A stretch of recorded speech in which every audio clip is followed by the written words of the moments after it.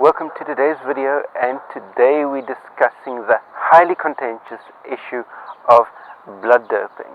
And as I mentioned in this video's title, it's a case of why I taught this one young lady how to blood dope.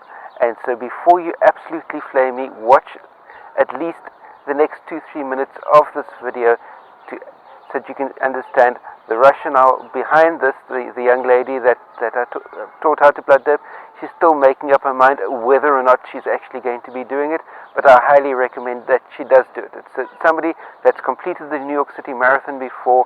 Let's call her Mary for argument's sake. Not her real name, but we'll call her Mary. And the issue as far as why I encouraged her to blood dope. In this specific instance, we're not talking about a competitive athlete. We're talking about somebody that, yes, has completed the New York City Marathon, and right now she has got a severe injury. She's completely sidelined from running. In all likelihood, she could be sidelined for the remainder of this year, maybe even longer.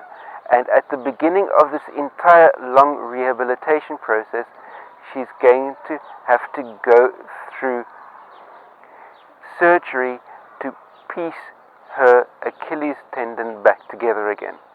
So what I've suggested to her is pre-surgery, go to the blood bank, have a unit of her own blood drawn, so that that same unit of her own blood can be transfused back to her post-surgery.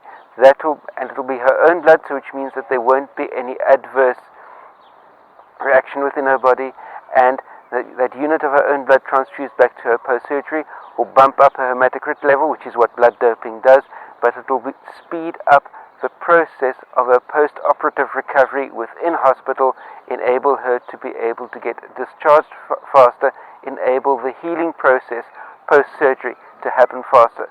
So that's the reason why I taught Mary how to blood dope, and why I've encouraged Mary to blood dope in this specific circumstance. It's not the first time that I've taught somebody to blood dope. It's not the first time that I've encouraged somebody to blood dope. A couple of years ago, there was another lady that was needing to go through a hip replacement operation. And in her situation as well, I encouraged her to donate a unit of blood before the operation, have the same unit of her own blood transfused back to her, which meant that the post-operative or the anesthesia and all the drugs that are pumped into you during the course of the operation will get diluted, but with the additional unit of your own blood being transfused back into you, again, hematocrit level goes up, oxygen supply to the operated on area goes up, recovery time is faster, and in this instance, from having a full hip replacement operation, she was able to be discharged from hospital, walking, albeit on crutches, within 48 hours of surgery. So that's my rationale behind teaching people how to blood dope in certain specific medical circumstances, because if you're having major surgery happening to you, better transfuse a unit of your own blood than getting a different unit of somebody else's blood from the blood bank, because there may not be a completely, although you got blood group to blood group, which is a reasonable match, but transfusing your own blood, your own DNA into your system is a way more stable way, in my opinion anyway, to do your post-operative recovery. So that's my take on the matter. Post any comments, questions, criticisms you have in the comment section down below. Share this out amongst all your friends, and remember, thumbs up if you like the content, and hit the subscribe button to stay subscribed to my channel for all the new content that comes out to you daily. Remember, stay carved up for the win. I'll see you next time.